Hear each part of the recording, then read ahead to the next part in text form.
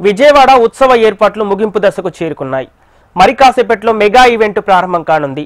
నగరానికి ప్రపంచ స్థాయి గుర్తింపు తీసుకొచ్చేందుకు సొసైటీ ఫర్ వైబ్రెంట్ విజయవాడ ఆధ్వర్యంలో ఏపీ ప్రభుత్వ సహకారంతో ఈవెంట్ నిర్వహిస్తున్నారు. 11 రోజుల పాటు విజయవాడ నగరంలో గ్రాండ్ గా సెలబ్రేషన్స్ నిర్వహించేందుకు ఏర్పాట్లు చేస్తున్నారు.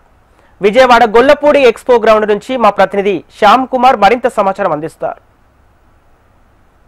ప్రపంచ స్థాయి గుర్తింపు తెచ్చే లక్ష్యంతో చూసుకున్నట్టు విజయవాడ ఉత్సవం నిర్వహిస్తున్నారు. ఈ నెల 22 నుంచి మొత్తం 11 రోజుల పాటు విజయవాడ వ్యాప్తంగా ప్రత్యేక కార్యక్రమాలు నిర్వహిస్తున్నారు. దీంతో పాటు విజయవాడ ఎక్స్పో గొల్లపూడిలో దేవాదాయ శాఖకు సంబంధించిన 40 ఎకరాల స్థలంలో ప్రత్యేకంగా అనేక స్టాల్స్ ప్రజలకు అన్ని వర్గాల ప్రజలకు ఉపయోగపడే విధంగా ఎగ్జిబిషన్ స్టాల్స్ అన్ని రకాలు కూడా ఏర్పాటు చేస్తున్నాం. ప్రస్తుతం మనం గొల్లపూడిలోని ఎక్స్పో గ్రౌండ్లో ఉన్నాము. దీనికి సంబంధించి కూడా ఇక్కడ ఏర్పాట్లు కూడా చాలా చురుగ్గా జరుగుతున్నాయి.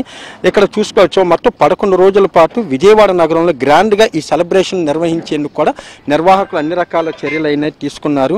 ఇంద్రకీలాద్రిపై కొలువైన దుర్గమ్మ దసరా ఉత్సవాలకు మరింత ఊతమిచ్చేలా ఈ ఉత్సవం విజయవాడ ఉత్సవం కూడా తొలిసారి ఇక్కడ నిర్వహిస్తున్నారు. ముఖ్యంగా విజయవాడ పార్లమెంట్ సభ్యులు కేసీని చిన్ని స్వయాన్ని దీన్ని ప్రెస్టేజ్గా దీన్ని తీసుకొని విజయవాడ ఖ్యాతిని పెంచే లక్ష్యంతో దీన్ని విస్తృత ఏర్పాట్లు చేస్తున్నారు. విజయవాడలో చూసుకున్నట్లయితే ఒకవైపు కల్చరల్, మరోవైపు సినీ, అలాగే అన్ని వర్గాలను ఆకట్టుకునేలా అనేక చోట్ల కూడా ప్రత్యేక కార్యక్రమాలు నిర్వహిస్తున్నారు. ఇప్పటికే దీనికి సంబంధించి కూడా తుమ్మలపల్లి కళాక్షేత్రం, అలాగే పున్నమి, అలాగే సంగీత కళాశాల, ఇలా ఒక్కొక్క చోట ఒక్కొక్క రకమైన కార్యక్రమాలు కూడా అన్ని ఏర్పాటు చేస్తున్నారు. ముఖ్యంగా చూసుకున్నట్టు ఈ గొల్లపూడి గ్రౌండ్ అనేది చూసుకున్నట్లయితే ఇది మచిలీపట్నం గొడుగు వెంకటేశ్వర స్వామికి సంబంధించిన స్థలము.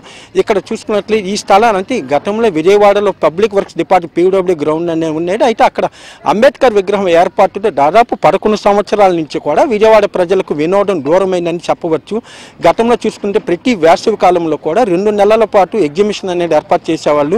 విజయవాడలో చూసుకున్నట్లయితే ఆ ఎగ్జిబిషన్ విజయవాడ ప్రజలందరికీ కూడా వినోదాన్ని పంచేది. అయితే గత 11 సంవత్సరాల నుంచి కూడా ఎప్పుడైతే ఆ ఎగ్జిబిషన్ నిలిపివేశారో అప్పటి నుంచి కూడా విజయవాడ ప్రజలకి ఆ వినోదం అనేది దూరమైంది. ఈ నేపథ్యంలో మరోసారి ప్రజలకు వినోదాన్ని అందించాలన్న ఒక లక్ష్యంతో ఈ గొల్లపూడి ఎక్స్పో గ్రౌండ్ అనేది ఆ లీజుకి తీసుకున్నారు. మొత్తం 56 రోజుల పాటు ఇక్కడ ఆ ఎగ్జిబిషన్ కూడా ఏర్పాటు చేస్తున్నారు. ఈ ఎగ్జిబిషన్లో అన్ని రకాల వస్తువులు, అలాగే ముఖ్యంగా పిల్లలకి సంబంధించి ఇక్కడ కనుక వచ్చినట్లయితే పిల్లలకి ఆటపాట వినోదం కూడా పంచే లక్ష్యంతో ఇక్కడ అన్ని రకాల ఏర్పాటు చేస్తున్నారు. అయితే ఇది ఇంకా ఇప్పటికే ఏర్పాట్లు పూర్తి కావాల్సి ఉంది. అయితే అనుకోని విధంగా కొంతమంది హైకోర్టును ఆశ్రయించడం, హైకోర్టు దీని మీద తొలుత స్టే ఇవ్వటం, తర్వాత డివిజన్ బెంచ్ ఆ స్టేని తొలగించడంతో మళ్ళీ పనులు వేగవంతమైనాయి. మరో 48 గంటలు ఈ పనులన్నీ కూడా పూర్తి చేసే లక్ష్యంతో అదే ఒక యంత్రాంగం కూడా ఈ సొసైటీ విజయవాడ వైబ్రెంట్ సొసైటీ అనేది ఒకటి ఏర్పాటైంది. ఆ వైబ్రెంట్ సొసైటీ ఆధ్వర్యంలో ఏర్పాట్లు జరుగుతున్నాయి.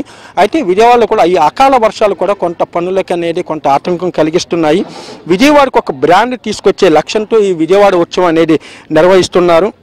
ముఖ్యంగా చూసుకున్నట్లయితే ఈ వ్యవసాయం మొత్తం శాఖ ఆధ్వర్యంలో మొత్తం 90 స్టాల్స్ కూడా ఏర్పాటు చేస్తున్నారు. వీటిలో వ్యవసాయంతో పాటు ఆక్వా, హార్టికల్చర్, డైరీ ఫామ్, సంవర్ధక శాఖలకు సంబంధించిన స్టాల్స్ కూడా ఏర్పాటు చేస్తున్నారు. అలాగే తెలుగు రాష్ట్రాల నుంచి సుమారు 5 లక్షల మంది వరకు ఈ ప్రజలు ఇక్కడికి వస్తారనేది కూడా నిర్వాహకులు అంచనా వేస్తున్నారు. వీళ్ళ కోసం ప్రత్యేకంగా ఒక 6 విశ్వవిద్యాలయాల నుంచి కూడా ప్రొఫెసర్లు, శాస్త్రవేత్తలు కూడా అందుబాటులో ఉంచుతున్నారు. అదేవిధంగా సాంస్కృతిక కార్యక్రమాలు కూడా ఏర్పాటు చేస్తున్నారు. ముఖ్యంగా స్థానికులకు 20% ఇక్కడ వాళ్ళకి ప్రాధాన్యత ఇస్తున్నారు. విజయవాడ అంటేనే ఒక సాంస్కృతిక రాజధాని, అలాగే సినిమాలకు సంబంధించిన కూడా రాజధాని. అందుకని ఇక్కడ చూసుకున్నట్లయితే అన్ని రకాల వస్తువులు, అలాగే సినిమా ఈవెంట్లు కూడా ఏర్పాటు చేస్తున్నారు. అలాగే ప్రముఖ సినీ సంగీత దర్శకులను కూడా ప్రతిరోజు ఒక్కొక్కరిని తెలిసి వాళ్ళతో మ్యూజికల్ చైర్స్ తదితర కార్యక్రమాలు కూడా ఏర్పాటు చేస్తున్నారు. ఏదైనప్పటికీ కూడా విజయవాడకు ఒక బ్రాండ్ తీసుకునే వచ్చే లక్ష్యంతో కూడా ఈ విజయవాడ ఉత్సవం కూడా ఏర్పాటు చేస్తున్నారు. ఇది తప్పనిసరిగా విజయవాడ ఉత్సవంకు చూసుకున్నట్లయితే ప్రపంచ స్థాయి గుర్తింపు అనేది ఈ దసరాతో తీసుకురావాలన్న ఏదైతే నిర్వాహకుల లక్ష్యం ఉండాలో ఆ లక్ష్యం తప్పనిసరిగా నెరవేరుతుంది. రాబోయే రోజుల్లో దీన్ని కంటిన్యూ చేయాలి. విజయవాడ దసరా ఉత్సవాలు అనగానే మైసూరు తరహాలో ఎటువంటి ఉత్సవాలు నిర్వహిస్తారు. విజయవాడలో కూడా ఒక బ్రాండ్ ఏదైతే సుదూర ప్రాంతం నుంచి లక్షలాది మంది అమ్మవారి భక్తులను దర్శించుకునేందుకు వస్తారో వాళ్ళని 2 రోజుల పాటు ఇక్కడ ఉంచే ప్రయత్నం అనేది చేస్తున్నారు నిర్వాహకులు. ఏదైనప్పటికీ కూడా విజయవాడ వచ్చే సక్సెస్ అవుద్ది అనేది మాత్రం చాలా ఖచ్చితంగా చెప్పవచ్చు. కెమెరా పర్సన్ గణేష్ తో